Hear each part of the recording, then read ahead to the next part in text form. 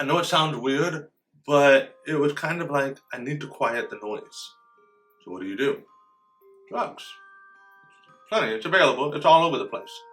I did not get, and it infuriates me when people say, "Oh, well, if you were just stronger, you would just kick it or whatever."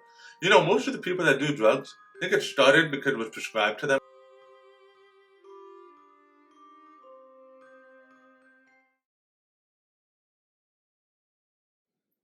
For vandalism and some other stuff.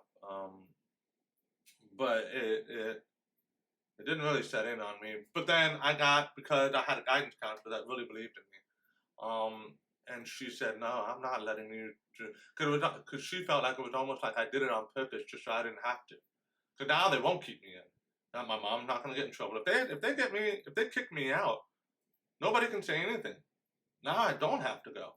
And she was like, "Nah, I'm not letting you out that easy. You're coming back and you're going to summer school, and you're gonna." Because at that point I had like a 1.49 GPA. Keep in mind I was an honor roll student, and it just went, you know. So I said, "All right." I graduated with like a 1.57, and it was so I graduated, and instead of me being able to walk the stage, I was not allowed to my own graduation. By the way, so I was not allowed to go to the graduation. I was not allowed to be at the graduation. Um, and I understand why. I mean, I was the punk, and I was. But what she did was she held a graduation ceremony for me in her office. Yeah. So I graduated, and then I at the time I had a fiance, I had a girlfriend that became a fiance. Well, that didn't really last, and it's not because of her, because of me. It's just teenage love. So and then I started connecting with a lot of people that I was friends with. One thing led to another. I was hanging around with the wrong people. Got in trouble again. Only this time it was with the cops. And it was just one thing after another. And when you're in that frame of mind, it's just almost like anarchy rules. And you don't have, I didn't have anything in me that said this could hurt you. I had nothing in me that said this is not going to end well. It just didn't. And it was just kind of like, I see, I go, I do. Done. So that's what I did. And it was not good. It was not good. And it wasn't just the drugs, it was just the people. It was all kinds of things. And the other thing was that on top of that is I was leading a bunch of different lives. So I had my core group of friends, and then we all hung out and we all did things together, and I had a couple that I hung out with all the time. And then outside of that was a whole different world. And it wasn't because anybody wasn't good enough for me. It was because I for a long time in my life, and especially during that period, I always kept feeling like I needed to escape. Like, okay, I'm here, but I need to get out. And it was always like, no matter where I was, I needed to get out. And then on top of that, being deaf, it was kind of like, I know it sounds weird, but it was kind of like I need to quiet the noise. So what do? Drugs. Plenty. It's available. It's all over the place. I did not get, and it infuriates me when people say, "Oh, well, if you were just stronger, you would just kick it or whatever." You know, most of the people that do drugs, they get started because it was prescribed to them, and then they're cut off, and then it's like, "You're on your own." Yeah, what do I do now? You know what I mean? So, one thing that I do want to say, and I'll probably forget later, but one thing that I do want to say is that people who are struggling and people who are fighting addictions and stuff like that, they they're some of the strongest people you'll ever know. And a lot of people look down on them because they haven't won that battle, but you don't know how many battles they had to win to even struggle. Because most people who are not fighting a battle, they're not struggling, they're just doing. Needle in the arm, who cares? Whatever, pills, let's just pop them. But when they're trying to stop, they have to overcome so much just to try. And then when that first day goes by where they didn't touch anything and the body starts attacking itself, I've been there, and I know what it's like. Kudos to those people, 100%. Doesn't matter if it takes you a day, a month, or a year, keep going. So back to when I was in, it was just, I started getting lost in this world. I had a family that tried to take me under their wing. I had left my mom's house, and very selfish in that, by the way, because I left my brother by himself basically, and my mom working two, three jobs, and it just and that was very selfish of me. It was, and I wish I hadn't have done that, but I did. And but I was trying to run away from something. I could not understand what I was running away from. I didn't know where it was, and I didn't know where it was going to. I just knew that I needed to get away. So, and that's what I constantly did. So I had a family that took me in, and they were evangelists, um, and they took me under their wing, and they tried to show me a better side of life that was different than what I was in. Because again, when I saw my mom's face, I saw all the problems that I had, even though my mom was not at fault at all. She had, as a matter of fact, she was the strongest person in my life. But I just had to get away. And so anyway, they tried to show me a different way of life and stuff like that. Um, Sadly, it wasn't to be. And then I ended up almost going to prison. And I got involved with some people, some burglary and grand theft, and there was some other stuff. The other thing is the crew that I was running with, um, gun runners and drug dealers and everybody in between. And a lot of people were quick to judge that why would I hang out with those people? Why would I do that with those people? Because they ain't hiding. You know, it was easy to see them. It was easy to read them. It was easy to understand them. So those are my people. Like I said, the crazies and the bums, those are my people. Um, so when I was in all that, they were the easiest people to vibe with. And it wasn't because, and again, I understand that they did a lot of horrible things, and none of it I had anything to do with. Um, but I was just friends to be friends with them. But like I said, it was just a much easier world to live in. And then when you mix that with all the stuff you're popping in your body and up your nose and down the hatch, whatever, um, the world is just gets a little weird, you know, and it just kind of mounts and mounts and mounts. But then I got in trouble, so that was kind of eye opening. My mom decided, well, you need to get away from all this, because no matter where you go, we're still here. So maybe you need to go somewhere like completely new. Well, Miami wasn't completely new because I lived there before, right? So I went to go stay with my godmother, and when I went to go stay with my godmother in North Miami Beach, and my cousin lived there as well, my godfather, my madrino padrino, primo. Um, and so while I was living there, I thought, okay, I'm going to start from scratch. I'm going to start. But when you don't deal with your demons, they catch up on you, right? They do. So I was there, started off, I registered for school, I got a job, and again, here I am reading people, and I am getting so sick and tired of it. And I'm just kind of like, y'all just need to stop. And I was working in customer service job, so I would, hey, how you doing? Blah blah blah. Trying to be, hey, you know, the handshakes and hey, how's it going? Fake as all can be. At that time. Now it's like, hey, I'm really happy to see you, you know. Um, but I was just, and it was just repetition, fake. What is this? What is it? And it just kind of started to snowball into that other world. Once again, why? They weren't hiding, and so I started vibing with them. I started getting caught up in the same things they were doing, and then once again, I found myself living in three different worlds. Now, up until this point, I don't think any of the people in there knew that. They would always see that I was gone for a few days, or that, hey, yeah, I didn't see him during this period. No, I never gave an explanation either, nor did I feel I had to. Uh, but again, I was getting lost into different worlds, and you know, I remember one time my cousin Nati, she got so mad at me because I came home one day and it was like 2 or 3 days later. I didn't give an explanation to nobody. My mother Dana, she got mad. And I was like, oh, I just went and I just decided I had a few days off of work. So I just decided to go to South Beach. Keep in mind, cell phones were just coming around at that time for everybody to be able to use. Cell phone for me, yeah, good luck with that. But no, actually, I was going running to Texas. And it was just that, but then that causes its own stress because then you're always worried that somebody's going to find out. So as a result, I started to become a very callous person, calloused.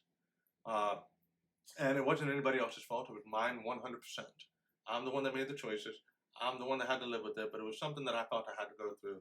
now that I'm looking back in hindsight. And again, hindsight's 2020.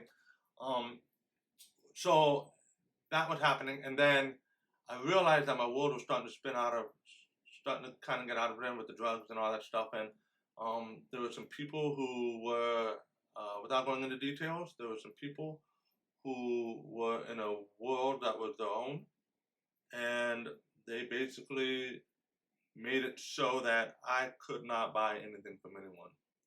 And matter of fact, I disappeared for a few days, which was perfect timing because I had my godmother and my cousin. They had gone off on a trip, and then I got put somewhere where I could not do anything at all whatsoever.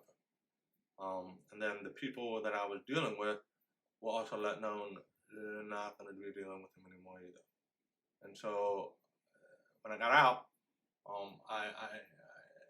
again, it's almost like everybody was trying to avoid me, and it was just like, here we go again. So I bounced from Miami and I went back to Pensacola, thinking, my probation had ended, all that stuff.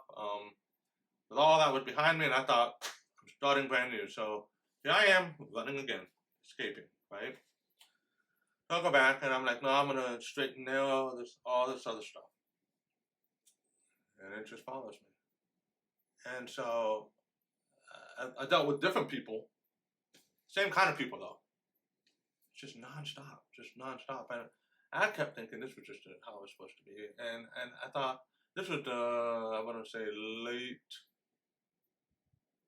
Okay, so and I had moved back from Miami. I want to say the summer of '99, roughly. And then towards the end of '90, roughly towards the end of '99 was when the whole Y2K thing was happening, right?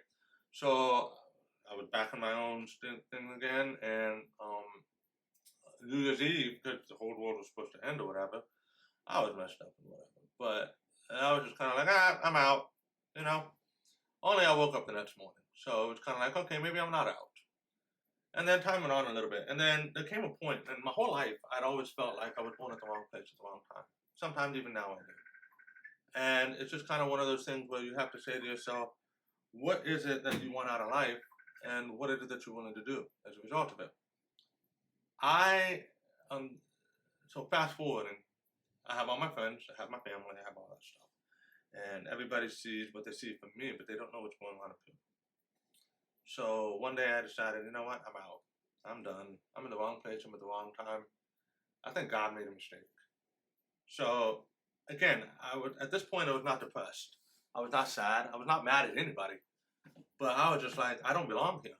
No matter where I go, I don't belong. So I think I want to redo. So I left my brother a note. I left my family a note. I left my brother a note specifically. And then I went, and I always said, you know, if I'm ever going to go, it's going to be where I love most, in the beach. I've never in my life lived more than 45 minutes from the beach, ever. And I never will, as far as I can tell right now. But so I did that, and I was like, okay. And so I went to the beach, and I went down by this place called the Cross. And in Pensacola Beach, I don't know if it's still there, but there was a huge white cross, right? So that was the spot that I was going to go to. So I went there, parked my car, took everything out, and I was just sitting there on the beach, and I was like, okay, it was a beautiful day. And I mean, the waves, in Pensacola, you either have waves or you don't. There's no in between. So, and the breaks were just nice. And we're talking about, for that area, 4 or 5 second, just glass rides. I mean, it was just beautiful. Yeah, it was one of those moments where looking back, I wish I'd bought my board, you know. But so I'm sitting there, and I'm like, I am kind of making peace with myself, and peace with everything else. And a guy comes walking up the beach, and I remember to this day, he's got cargo shorts on, big fluffy hair, kind of a little bit of a beard, and you know, all hemped out, you know, the necklaces and all that stuff. And we're sitting there, probably hours go by, and I totally forgotten about what I was even there to do. Like, I totally forgot. And so I was like, oh damn. And then I remember that I had to go to work, and I was like, oh damn. And I said, all right, I gotta go. We shook hands, and I left. So, but about halfway getting home, And this is the part that made me realize that, wait a minute, there is something out there. There is, whatever you want to call them, there is something out there. Okay? So I'm going home, and as I'm going home, it dawned on me. So I'm deaf. I read lips. The guy's lips never moved. Ever. So I'm trying to think back to the conversation, and I'm trying to think of what the hell did he say? He said nothing. So I'm sitting there, and so then it's kind of one of those moments where you go, okay, am I going crazy? Or did this really happen? I had the hemp necklace he gave, not the hemp necklace, but the hemp bracelet. I had happened to find it on the beach. Grabbed it. What? Like, what's going on? So I was like, okay, maybe this is a sign. Maybe this is whatever it is. So I said, okay, maybe it's time for me to reset. So I did. And then, lo and behold, this was the summer of 2001. About 2 months later, my daughter was born. I didn't know she was born though. I found out about my daughter when I was getting ready for school, 2002. January of 2002, it was on a Wednesday. Remember, it was on a Wednesday. So I was getting ready for school and I got a phone call. And again, during this time, not that it's right or wrong, but I loved women. I really did. So anybody that was down, I was down. Let's go, whatever. I didn't care, big, small, skinny, it didn't matter. Women are women and I loved them. So I got a phone call. Said, hey, by the way, you got a daughter. I said, what? You got a daughter? Okay. So I skipped class that day and I said, okay, well, I want to meet her tonight. So we go to Books A Million and I walk up and I see this little baby carriage, like, you know, the car seat things. I see a little car seat thing. I'm like, wow. And of course I give hugs to the mom and stuff. And by now she already had a boyfriend. They're already living together and stuff like that. I'm out of the picture, but I see it. I'm like, wow. We just sat there and talked like old friends, you know. It's a girl that I'd known. And so that went on. And I just took her up. I said, all right, let's go. I hadn't gotten a blood test. I hadn't a DNA test, whatever. I hadn't gotten one of those. I hadn't gotten anything. It was just kind of like, wow, you know, I'm a dad now. Well, a lot of people knew me. And they're like, oh, if you're going to be a dad, all this, gotta go. It's gotta go. So slowly but surely, it started to go. And then about 6 months after she started being a regular part of my life, all of that started to go, definitely, you know. I dabble now and then, but that was the point where I was like, you know what, that's it. So I replaced trying to find my why for me, and I replaced that with my why was her. So I got to make sure that my daughter, that she has somebody to look up to, that she has somebody she can depend on, that she has somebody she can feel safe with. Where I was at the time wasn't going to happen, not on any one of those counts. It wasn't going to happen. So I had to make it happen. And in the process, I lost a lot of friends, which also caused me a lot of problems. But take them all day long, right? So then I joined culinary school. I joined culinary school. I was like, this is my calling. I started off in restaurants. Oh, by the way, I forgot. So my daughter comes into the picture, and then shortly around that time is when the first person gave me a chance to be a waiter. Yeah, I know, right? Like, I get to be a waiter? Really? I had already started culinary school, and the restaurant that I was working at the time just wasn't working out.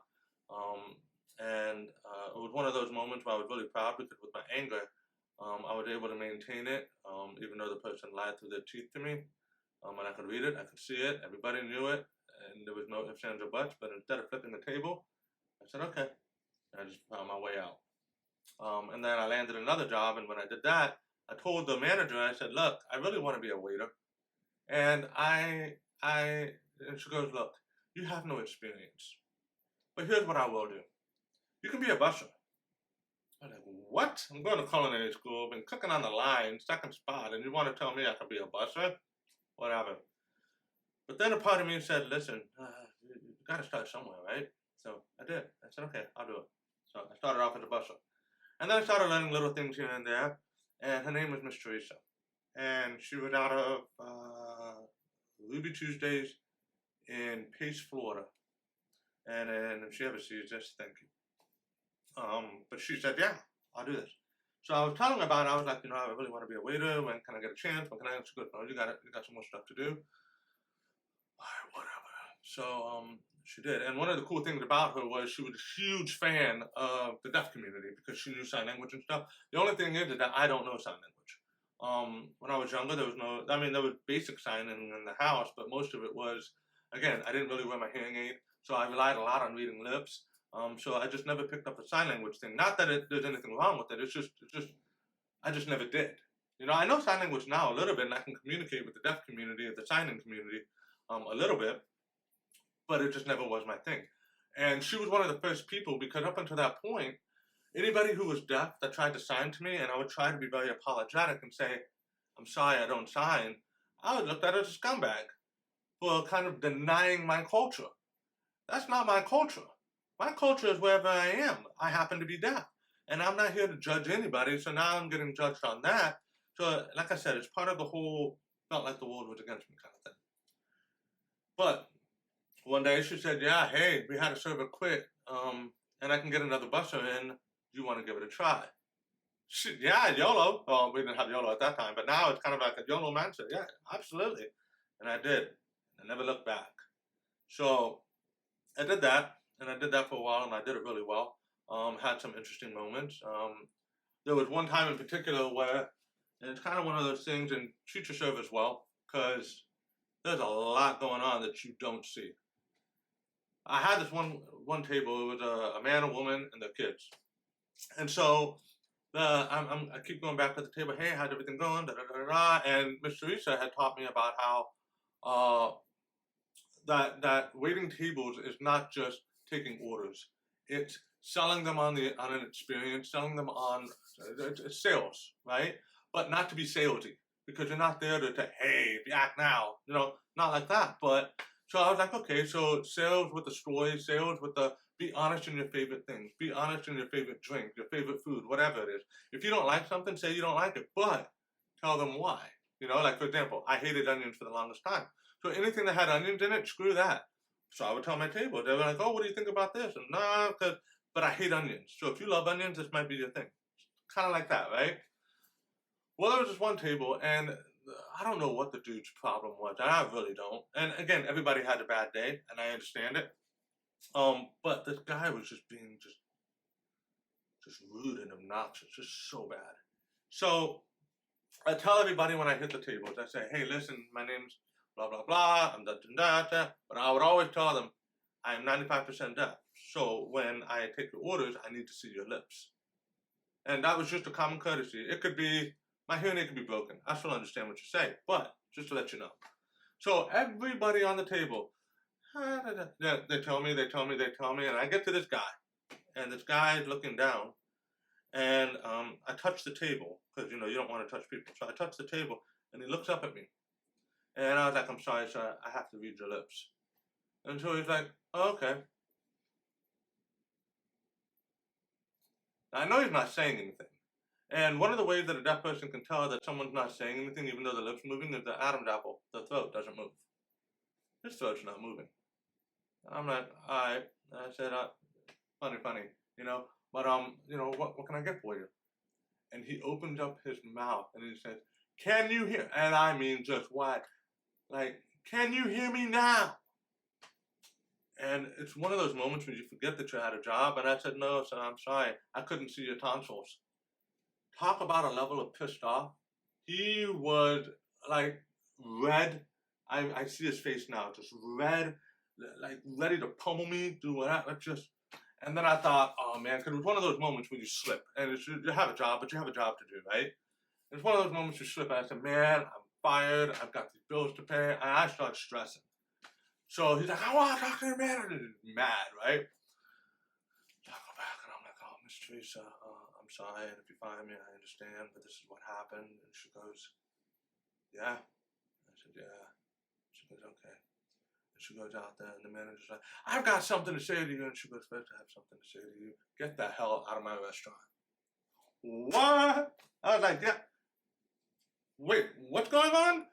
And she get the hell out of my restaurant. Don't ever come back. No, not. She did not even give him a second. She was like, no, that does not play in this. So then now I'm like, okay, so gotta keep in mind, I'm in my early 20s. So I'm like, yeah, that's right, Well, I wasn't acting like that at the moment, but I had the face. I was like, what you gonna do now? So now I don't know if Miss Terry saw it or not, but she they leave, and of course the guy knocks stuff off the table. She's tongue, and then Ruby Tuesday they have those tongues. The sound knocks the tongue, whatever. She comes back to the office and she goes, "Don't you ever do that again, ever. This is your freebie. Don't you ever do that again." I was like, "Oh, I'm sorry, Miss Terry. I'm sorry, Miss Terry, Patricia. I'm sorry." So, okay. I never did it again. But that was my first. Somebody's got me. That was outside of my family or my friends. Somebody's got me. Okay, so I can manage a little bit, So things went on, and then after a while, it just wasn't where you outgrow. You grow up, you outgrow. So I outgrew where I was at, and then so I got probably about another month or so. I got an opportunity, and it was an opportunity to go down to Orlando and to do an internship through culinary, because I could fulfill. I think it was like a semester you had to do to fulfill a culinary degree. So I was like, yeah, Orlando would be a place to get a fresh start. I haven't been to Orlando. I've been to Miami and Pensacola, and no matter where I go, I keep finding myself in the same spots. Because keep in mind, I had also just gotten rid of a lot of my friends that were into things that they shouldn't be getting into, doing things, stuff like that. I shouldn't say I got rid of them. I stopped doing the things they were doing and stopped going the places they were going. I'm still friends with them, some of them nowadays, and a lot of them have gone on to do wonderful things with their lives and their families, and some have become pastors, some have become educators, some have become all these different things, beautiful things. So I decided, okay, well, I'm going to take this. And the way I was thinking of it at the time was, I'm going to go to Orlando, and I'm going to finish my internship, and then I'm going to come back. And when I come back, I'm going to be able to get to this next level in life, right? Because then I'll be able to finish out my degree, and then I'll be able to be a chef and do all these great things that I had in my head. So I got to Orlando. When I get to Orlando, I meet a woman. And so I meet this woman, and it's a long-distance relationship, and it's one of those where you find them, and I found her online. We found each other, I should say. We found each other online, and it was just phone calls every night, right? And so I was doing my internship, and I was trying to maintain all my relationships back home and all that stuff. Well, that summer, Hurricane Ivan hit. And when Hurricane Ivan hit, I didn't have a place to go back to, basically. I mean, I kind of did, but kind of not. And even if I did have a place to go back to and live, I didn't have a place to work. So the places that I was going to work at were closed up. So what was I going to do without money? And then at the same time, my relationship was taking off with this woman that I had met, who later became my wife, who later became my ex-wife. But during that whole time, I always kind of envisioned going back to Pensacola. And my ex-wife had no problem. As a matter of fact, she even went up there with me one time to try to find houses to buy, which I did. But here's the tricky thing that happens. Okay, so in life, you keep getting hit with these constant, what are you going to do? Test, right? Everybody gets tested in life. And I remember we went back to Pensacola. We found a house that we wanted. And I was excited because I was like, now, my daughter, my family, my friends, all that stuff. And I started to find that we made, I remember how we made the offer got accepted, turned in a contract. And so I'm sitting there with my wife, and my ex-wife, and I'm talking to her, and I'm like, da-da-da-da. And in the back of my head, some of the friends that were my close friends were now in heroin and all that other stuff. And in my head, and I remember and keep in mind, I didn't sweat for a long time. I did not sweat. I could run for 5 miles, and I didn't sweat. It's just the way my body worked. I was sweating. And so I was like, okay, this is just not okay. So, for one reason or another, we ended up not getting the house. And then it was one of those things where you kind of make a decision that the decision that was made for me was I didn't want to not wake up one day.